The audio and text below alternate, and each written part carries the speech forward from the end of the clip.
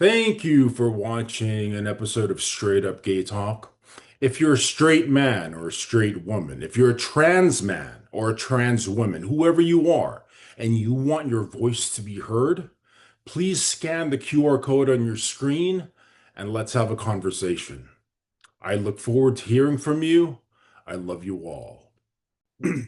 Yeah, I pee. I mean, I can't stand up and pee, but I have to sit down. But that comes with Well, the you can't territory. you can't have it all, Regina. You I know it. I mean, I can't imagine stand I up and could, pee. but I it would mean, splash. It'd get on your ankles or something if I tried to do it now. But no, it's like, if you um, knew that you couldn't stand up and pee, you wouldn't have done what you did. no, that wouldn't have So, I done. mean, Yeah, could. That was the least. I mean, and it's funny too because the difference between bathrooms. I mean, which bathrooms are grosser? They're both gross. yeah. Guys are just as gross as girls. Everybody's like, girls are pretty and their bathrooms aren't gross. I'm sorry. They can be really bad. Right. Uh, they Oh, don't pee all over really? the floor like guys pee all over the floor. Well, But what are your views on all gender bathrooms? Because this is kind of I'll give you my short take on just like my layman's experience on all gender bathrooms. Like in my view is that at least in LA, all gender bathrooms are like in California, or more specifically here in Los Angeles, are just like some kind of form of tokenism because it's only like the small bathrooms that are private and can only hold one or two occupants that are designated as all gender, right? Like the yeah, bigger bathrooms that are meant to occupy more two or three people are designated as either men or women specifically. But a buddy of mine in New York works in an upscale office and they have an all gender bathroom. So it's real.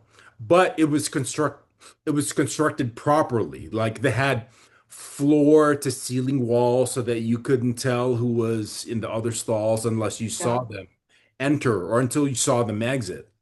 But you have to keep in mind that this all-gender bathroom was in an office building. So unless the employees would bring their children to school, it was only primarily being used by adults. And my buddy expressed that it's sometimes awkward because you don't know who's in there, and it's awkward because it's also new.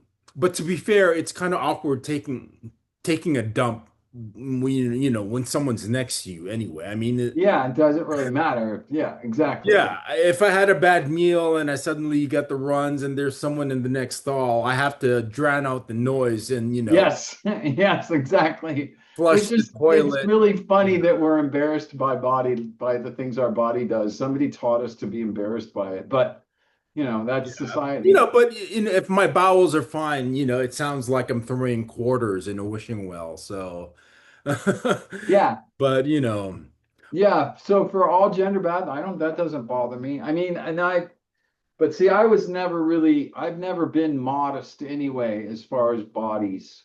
So I might not be the best candidate. I think people are hung up about bodies. So there's been some times when I've gone to all gender bathrooms and there have been urinals. And so there you'll walk in and there's guys peeing, standing up peeing, and there's women in there too. And like, oh, where yeah, is this? well, that been a couple places. One in Santa Cruz when we went to play the music festival we were just at, that Okay. had an all gender bathroom with, urinals and stalls. And then there was another one in one of the clubs that I went to. Yeah, it doesn't really bother me because I mean I'm not one of these people. I don't care if somebody sees my body. I don't care if I see somebody else's body. I'm not trying to see Yeah. anything because but I'm not visually turned on by that anyway. It doesn't do anything to me. No, I think the controversy, if there is a controversy, and I think there is. I mean, like because all gender bathrooms aren't like when you go to Disneyland or theme parks, there are no all gender bathrooms. So it's like I think the controversy is when children are in these all gender bathrooms, and it's just weird. They transition from specific men and women bathrooms, and then all of a sudden, if the but the hope is that the technology of transitioning is so good that you can't tell men from female. Everyone looks like, if you've transitioned from male to female, you really look female. And if you transition from female to male, you really look male. So wherever you go, it looks like you're using the right bathroom. Yeah, I guess, yeah. I think again, I think that it's interesting because I think parents and adults worry a lot about children being confused. And I think children are just curious. And as soon as you tell a child, well, that's just a man that became a woman, the child is just going to accept it. They don't have the same biases. They don't have enough life experience to have hangups. And so unless there's something uncomfortable about the person they're seeing, like if, in a perversion way, or the child feels threatened, I just don't think kids get hangups. I mean, like my in my imagination, there would be an issue where, like, maybe like like a little girl is in the women's bathroom, and then there would be like a man biological male in there, like maybe standing up or urinating or something like that. I don't know. I mean, like, Yeah. Yeah, again, that it crosses the yeah, line because I mean that creates a line because later in life, women looking at men's naked bodies is porn, right. and men looking at women's naked bodies is porn. And so it's And it it's not like, I mean, there are no bathrooms that exist where you can see people that are like fully naked. There are no, bare. no, exactly, but still seeing the body part, I mean, but let's see. I never saw my mom's body, but I was a boy, so I saw my dad's body growing up. Yeah, Um, but I was never into porn magazines or porn video or any of that. I just never was fixated on bodies. So I don't know. Maybe there's something about me that I'm not stimulated, or it's right, not stimulated, but I'm not triggered in any way by a naked right, body. It's just everybody's got a body. Everybody's either got a penis or a vagina, and there's boobs, and there's big boobs, and there's men boobs. I mean, right. I never really understood it. Yeah. But now for like, if the child, if it's a child that's involved, I mean, I think that again almost has to be studied. I don't know that there's going to be a way to make a blanket ruling because say a kid has been molested and hasn't told anybody. And now all of a sudden, maybe a female child has Sure. been molested, hasn't told anybody, and now they're being forced to be in restrooms with men. Well, they're going to feel threatened because they don't understand being molested, first of all. And say it's a boy that's being molested by other men. You Mhm. know, it's that's the point where we just have to do more research. Yeah, and I don't know what the right answer is. I mean, like, our politics are so far behind that we're not even really gonna. They're not gonna. I mean, even in California, they're not gonna make this law. They're not gonna make all gender bathrooms a law that everything has to be all No, gender. But no, that's the only way to normalize it, is if it's everywhere and you don't have a choice, and everything is co-ed. See, in my view, the only way it wouldn't be awkward is if you take out all the urinals. Like, take out all the urinals, and it'll just be, the bowls. Because Yeah. if you see, like, I could understand why it would be awkward for women. Like, what the hell? This is a woman's bathroom. Why are there urinals here? So Yeah. like, I don't know. I don't know what the answer is, and thankfully we're not going to know the answer until uh Barron Trump is president. So Oh gosh, heaven help us. when Barron Trump is president, everything will be great. I guess, right? Oh my He's God, he's kind of scary. Every time I look at him, I'm like, oh my God, this That guy guy's is gonna be a force, man, because he's like 6'9" and he's lived his life like and incredibly. he's supposedly super intelligent. Yeah. He's gonna be a force. Him, Well, one of Nick the Wood, things people yeah. don't talk about is the inclusive brain Mm, is a higher developed brain. And it's not saying that people that aren't inclusive are stupid, right. but people that aren't afraid of things that are different than them, it's a sign of intelligence. So if he's extremely intelligent, then he should be more inclusive. So we'll just have to see how that plays out We'll because see. a smart person knows the strength of a tribe is in the diversity of the tribe. If your whole tribe is basket weavers, you're not going to survive. You need basket weavers, you need pottery makers, you need hunters, you need Right. people that plant, people take care of. You need as much diversity in your tribe as possible. So anyway, Well, let's well we're gonna wrap this up soon, and I thank you so much for your time. But I think I'm curious because you're a trans woman. What's your view on trans women in sports? there's like five, 4 or 5 in the whole United States collegiate sporting. Right. There's So I not. don't even know that it's a big deal, except for I think people are there again, misinformation when a person changes gender early, they don't end up with any male characteristics that's going to give them an advantage.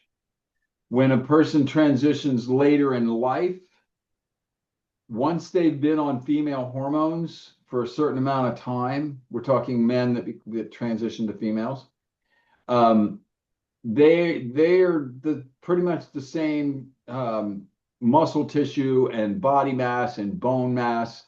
There's not really as big a difference as what people want to assume. Right. So I would say my overall opinion is that it is going to have to be a case by case basis. Right. To make a blanket rule seems cruel because I mean I don't know if you know about the girl that transitioned before high school, I think, and she was really big on sports department, and her team didn't have any problem with her on the team. She ended up getting outed and harassed, and she committed suicide. Mm. And so, I mean, I think it has to be case by case. That's the way.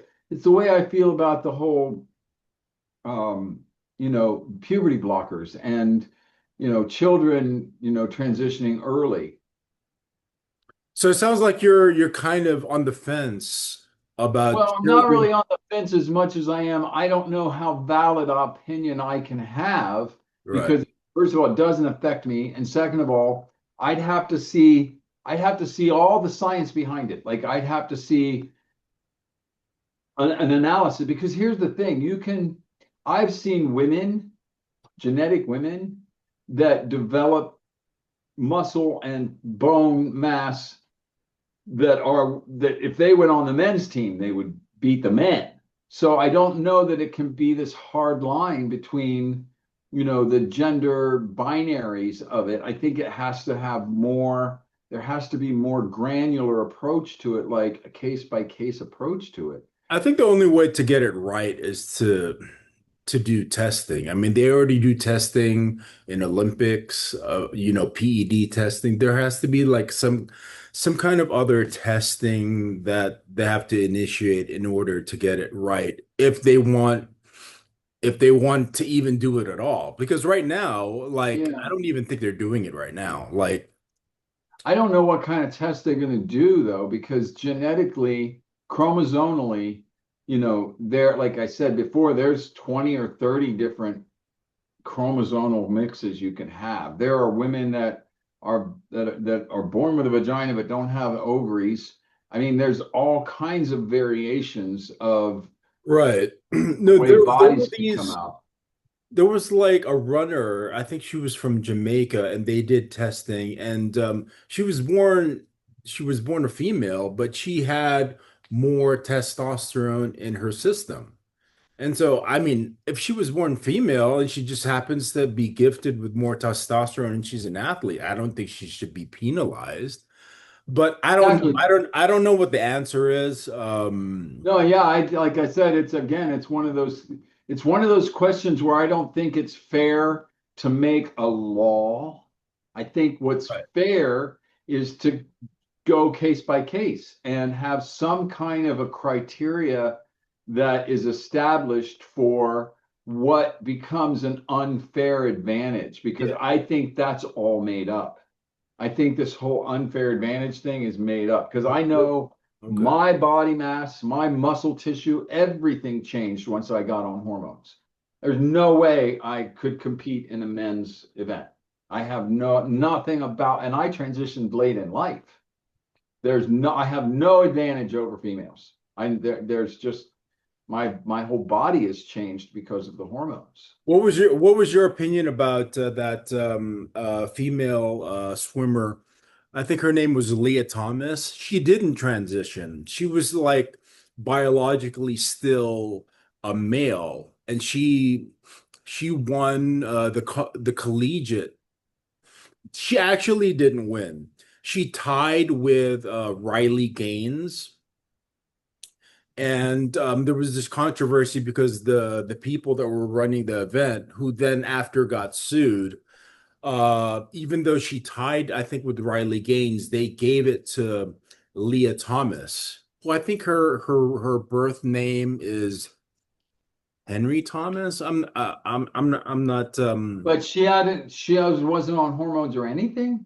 I don't know if she was on hormones, but biologically she still was biologically male, but she competed in the female swimming category. She's Hmm. Leah Thomas was from Penn State.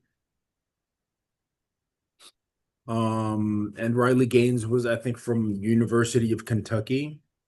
I don't know. That's Like, such a, yeah. because you don't want anybody to have an unfair advantage, but at the same time, you don't want to make blanket laws that it's just like The women that are born controversy women. was she was like an average male. She wasn't even ranked high when she was competing against the male people, right? The male swimmers.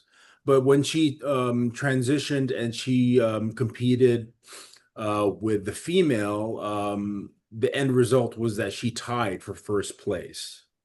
So, I mean, like, Wow. again, I have no skin in the game. It's not really going to affect me, but like it's just something that we have to kind of think about. Yeah, And it is. um It's one of those things just like the bathroom ban. but I Just think like your instinct is right, is that like you don't want people, if you have a fair advantage, then the answer should be probably not, if right? you have Like an unfair advantage. if you have an unfair advantage, like you Yeah. don't want a biological male in a boxing match or in an MMA match with like a biological female, right? Like No, that, I that mean, might again, happen. that's the point where I would have to, well, I mean, I'm not even smart enough to know, but the person that's making these decisions has to have information available to them to evaluate it. Because if you're going to make a blanket rule, then that's lazy and that's going to Right. cost That's why lives.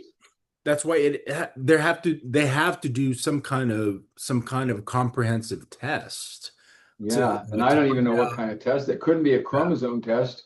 It would have to be a bone mass and muscle mass and Muscle mass, estrogen, whatever it but is. I don't even know if the hormones themselves are going to be the factor. I mean, again, this is outside my purview It's of hey, I don't it's know outside enough my purview, about it, sure.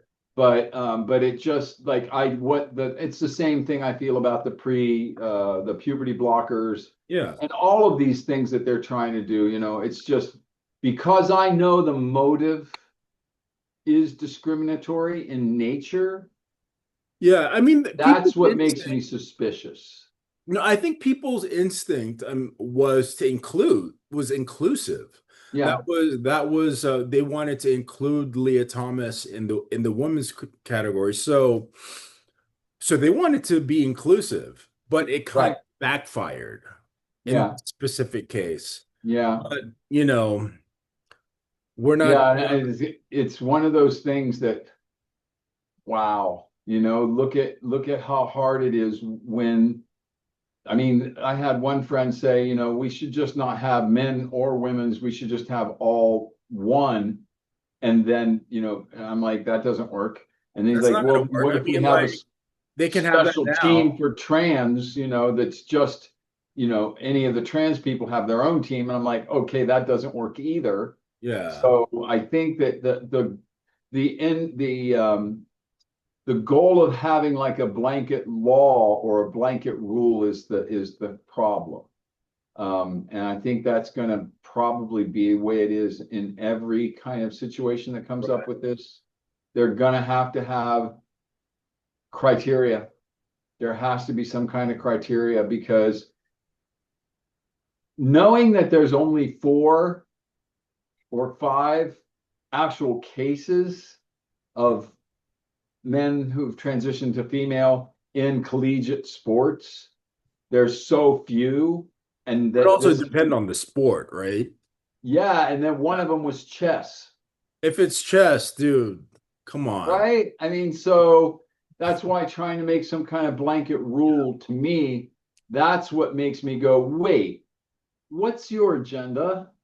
I mean, okay, we can talk about the criteria and the testing and all that, but what's your agenda? Yeah. Do you have an agenda? Because it sounds to me like you're trying to, it's the same thing with a military ban, you If know, it's chess, nobody watches chess anyway. Let any dude like, but yeah, yeah, so how much does how much of the argument is actually agenda argument as opposed to real world cases? And we're going to have things like this come up. It's just going to come up. It's just like the bathroom question. It's just like the military question. It's just like right, erasing trans people from history and taking books out of libraries. If the answer is if the agenda is moving things forward and we want to find an equitable solution, then people aren't going to be looking for a blanket rule. right, But when people are looking for a blanket rule, then what? Then that to me, that's an agenda. right, That ends up being, oh, I get it. Yeah, I get it. You're just doing discrimination shit. It's just like interracial marriage, and it's just like women not having a checking account. And you know, I remember when my mom couldn't get her own checking account. That wasn't that long ago. right. She had to have my dad sign for her to get her own checking account, to get a checking account with her name on it. So yeah, first I want to look at the motivation and then I want to case by case. And yeah, I know that makes it harder because you have to actually take the time to look at the individual cases. But yeah, I mean, wow, it's gotten to that point where it's a really hard one. There's other things like that in the trans landscape right now. And Yeah, I think it's a good thing because that means that there it's pos that there's potential for new things to the happen. discussion is happening. At least the discussion is happening. Yeah. No, you're right. So, well, thank you so much. Well, we covered everything. I think we solved all the problems in the world. Oh yeah, I mean like it took it took a while, but we've solved all the mysteries and all the challenges that face us. But Yeah, and I think that the bottom line is moving forward, we want to make as many decisions as we can based on, like you said, being inclusive. Because as soon as it's a club mentality, as soon as it's, well, you don't believe in my God, so you're not going to heaven, that's when that is a smaller brain. And there's a thing called extinction burst. Mm, And it happens in nature all the time, but if you apply it to what's going on now, it's kind of like as soon as any part of a society or a species feels like it's becoming less relevant or it's dying out, a lot of times it will make every effort it can to climb back to the top, to be the top. And I'm white, so I can speak from this specific advantage point. There are less and less white people in the world every year. And I suspect a lot of the bringing up of the white supremacist initiatives and drives and is because white people, the white people that are prejudiced and biased and bigots, they know there's less and less of white people. And they thought for the longest time that Santa Claus is white. And they told the world that Santa Claus is white and Jesus is white and he wasn't white. I mean, so anytime a part of society can feel its advantage or its edge is slipping, it's going to do everything it can to stay at the top. So I see a lot of that driving what's going on with the Trump thing. I mean, I know there's non-white people that like Trump, but the majority of people that vote for Trump are white. right. And they have that feeling against people that aren't white. And the majority of things that are happening negatively to people in this current administration are against BIPOC. Any the people of color, people, indigenous people, anybody that's marginalized, and that even goes to the females, whether they're white or not. But that whole patriarchal push of, women should be subjective to their husbands and women don't have the right to make the choice of their body. And that's backwards stuff. But it makes sense because it points to the loss of white man's control over everything. And I mean, all the richest dudes are white, man. I mean, it's so obvious to someone. I mean, for me, I look at it, I'm like, oh my God, it's so obvious. How about they don't think we can see? I mean, we have one black president, one. I mean, and no women presidents. And so that's when I think it's going to really turn around when we either get a woman president or we get a person of color as president again, or oh my heaven forbid, trans people in government. And there's trans people in government now. What scares me is that I was talking to my wife about this, is that to me, from my perspective in politics, the way I see it, there's no one exciting on the left. The right, oh my God, the right have characters, okay? Nick Fuentes is on the rise. He is a force to be reckoned with. I mean, he has 5 million followers on Rumble. He's not even allowed on YouTube, and he has 5 million followers, okay? And this guy is gonna he's gonna be a force to reckon with. He can't even run for president because he's only 27 years old. He was in Charlottesville. I mean, I mean, if you hear him speak, he's really well spoken. I don't know if you've ever heard him speak, No, I haven't.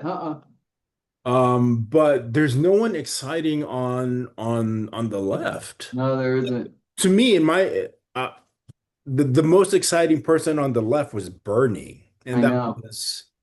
that was they didn't even give him a chance. I know it. because So that's he's against the status quo. I yeah. mean, yeah, and again, I think that's basically She's because AOC, but she annoys men. So like she's not gonna get the men vote. nope, I know it, and I think that you then people were talking about Gavin Newsom, and I'm like, oh my God, he's just an opportunist. He's not. Yeah. The problem is that one of the problems is that we have no term limits.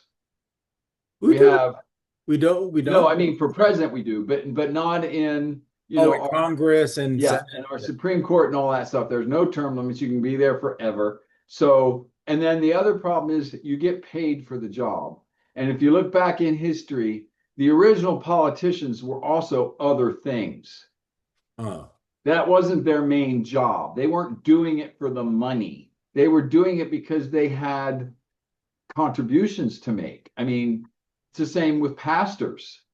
Pastors used to have a job and they were also a pastor. And hmm. now churches are nonprofit and corporations can contribute to political campaign. I mean, so capitalism is the problem more so than all the little factions of our government. The problem is greed, and capitalism has supported greed to the point now where we're really close to either the next revolution or the next depression. I mean, this next 4 months of the first 4 months of next year. I mean, from what I do a lot of research on this, what I can tell, and the people that I listen to, it's going to be all hell breaking loose. Well, who do you listen to?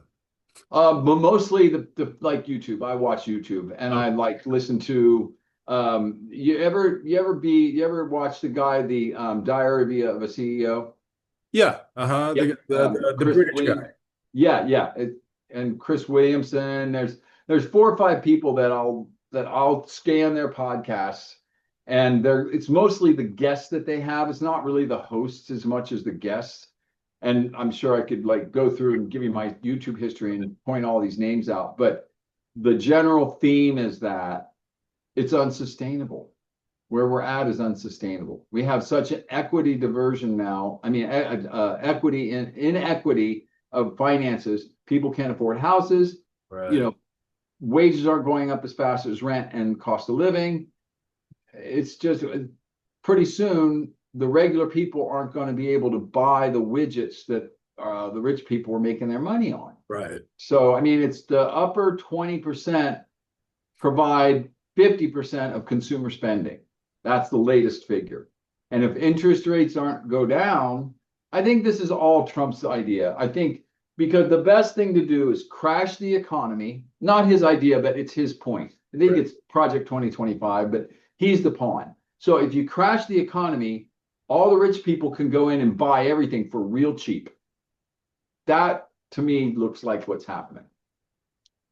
I mean, we tried to get rent control in Burbank. We couldn't get rent control here. I mean, in LA County, they have it where I don't know if they have rent control where you're at, but that in of itself almost it's like a band-aid. It's the desire. I mean, usury is illegal in the Bible. That's interest. So collecting interest on a loan is against the Bible. But try and get a bank to not charge you interest on your loan or We're gonna solve it in the next episode. I guarantee it. yeah, maybe. I don't know. There's the person to talk to is my daughter on that. Yeah. She's got a solution for all of it. We have these big long conversations and I end up walking away going, my God, she should run for office. Oh my God, she's just got it figured out. Mhm. But I just feel bad for those generations below us because what are they going to end up with? You know? I mean, I don't know if there's a boycott right now, right? You're not supposed to buy anything from the 25th for a week from any of the major. I didn't know that. Yeah. No, So heard it. I haven't heard what anything. other choice do we have? Voting doesn't work. And if boycotts don't work and they divide the nation so that we're fighting each other, this is exactly the way that the elite won. Mm. But maybe there'll be like an alien that'll come and like to set us all free. That's the silver lining that we're hoping for as humanity is that the Yeah, aliens some return. alien. I think that's a good note to end on. Thank you everyone for listening. Welcome to Straight Up Gay Talk.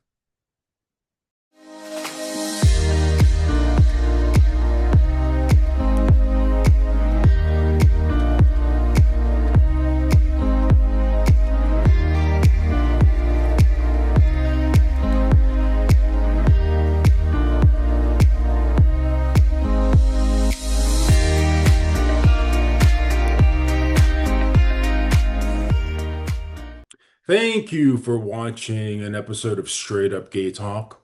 If you're a straight man or a straight woman, if you're a trans man or a trans woman, whoever you are, and you want your voice to be heard, please scan the QR code on your screen and let's have a conversation.